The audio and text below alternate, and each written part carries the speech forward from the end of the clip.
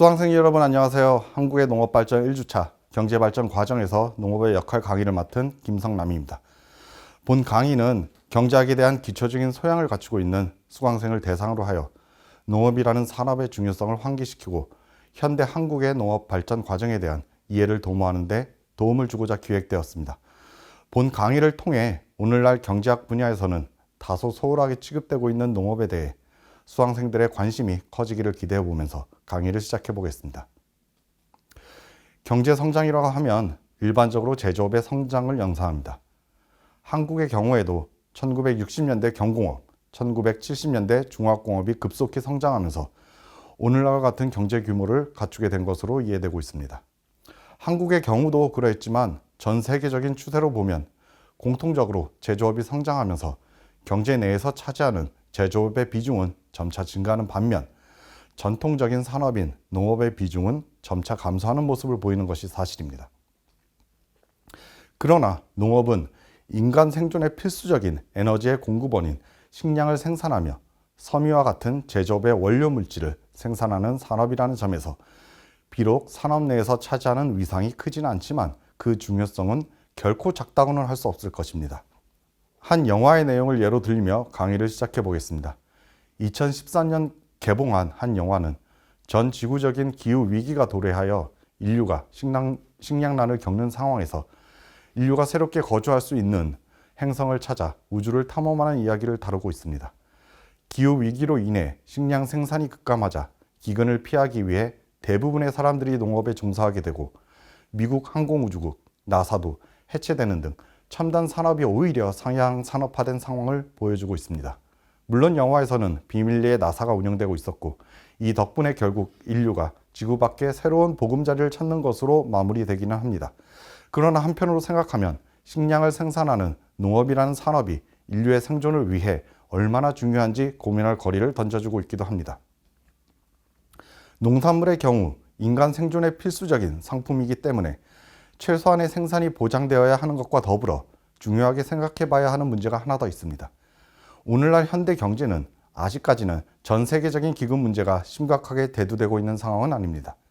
물론 국가별로 편차가 있기 때문에 북한과 같이 경제 수준이 낮은 후진국은 여전히 최소한의 필요 식량을 생산하지 못하고 만성적인 기근에 시달리고 있기도 합니다.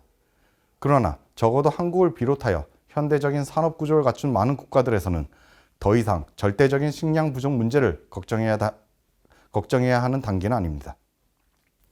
당장 우리 주위를 둘러보더라도 오히려 식량이 충분하고 남아돈다고까지 생각할 수도 있을 것입니다. 그러나 여전히 문제가 되는 것이 농산물의 경우 제조업 생산품과 달리 가격의 변동성이 크다는 것입니다. 가격의 변동성이 크다는 것은 절대적인 식량 위기 상황까지는 가지 않더라도 일시적으로 식량 가격이 급등함으로써 취약계층 등을 중심으로 식량 위기와 유사한 사태를 겪을 가능성이 있다는 것을 의미합니다. 잘 아시다시피 상품의 가격은 공급과 수요에 따라 결정됩니다. 농산물도 시장에서 거래되는 상품이기 때문에 공급과 수요에 따라 가격이 결정됩니다.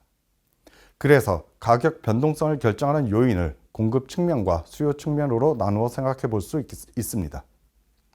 우선 공급 측면에서 보면 예나 지금이나 농업 생산성은 기후 조건의 영향을 강하게 받는다는 특징이 있습니다. 앞서 말씀드린 영화처럼 극단적인 기후 위기가 온 것은 아직 아닙니다만 오늘날에도 점점 지구 온난화로 인해 기후 변화가 심화되고 있기 때문에 이러한 기후 조건의 영향은 오히려 과거보다도 더 커졌을지 모릅니다. 어느 해에 강수량이 부족했다거나 일조량이 충분하지 않았을 경우 농산물 생산이 감소할 수 있습니다. 반대로 강수량이 너무 많아서 홍수와 같은 자연재해가 발생한 경우에도 농산물 생산이 감소할 수 있습니다. 그래서 이러한 기후 조건의 영향을 최대한 줄이는 것이 오늘날 농업의 중요한 과제가 되고 있습니다. 본 강의의 11강에서 다루게 될 주제입니다만 스마트팜이 그러한 시도 중의 하나입니다. 농업 생산성에 영향을 미치는 기후 조건을 비롯한 여러 요인들을 첨단 IT 기술을 활용하여 정밀하게 컨트롤해서 매해 생산량의 변동폭을 줄이고 안정적으로 농산물을 공급해 보자는 것이 기본적인 취지입니다. 그러나 스마트팜은 아직 시작 초기 단계라고 볼 수 있기 때문에 아직까지는 기후 조건이 농업 생산성에 큰 영향을 미치고 있다고 할 수 있겠습니다. 공급 측면에서 또 생각해 봐야 할 것이 국제 유가의 변동 문제입니다. 본 강의에서 다룰 주제는 아닙니다만 우리 산업의 기초 원자재가 되는 원유, 즉 석유의 가격 또한 안정적이지 못합니다.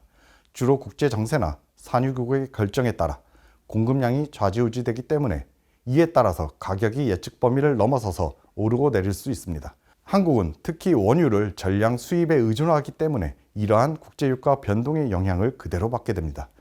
그런데 이 국제유가의 가격 또한 식량 공급에 영향을 미치게 됩니다. 오늘날에는 농산물을 대부분 화학비료에 의존하여 생산하고 있습니다.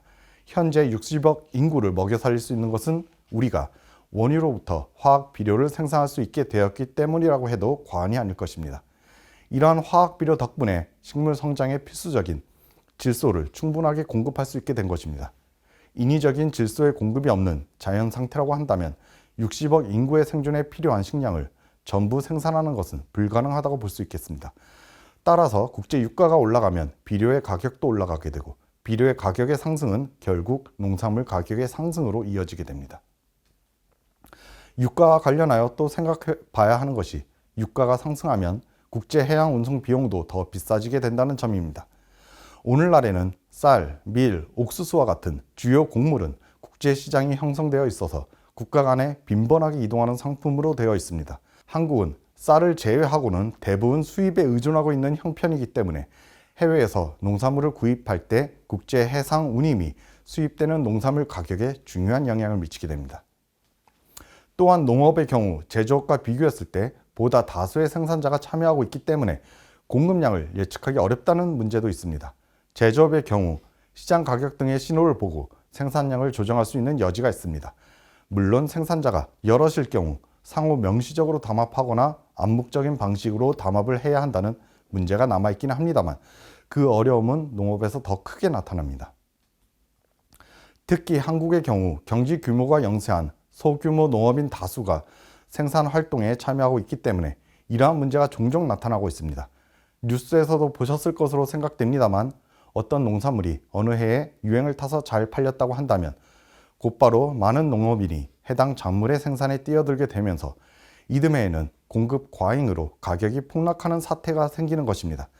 생산 구조상 공급량을 조절하기가 어렵고 작물을 파종하고부터 수확하기까지는 시차가 존재하기 때문에 이러한 문제가 생기게 됩니다. 대체로 제조업에는 없는 농업만의 특성입니다.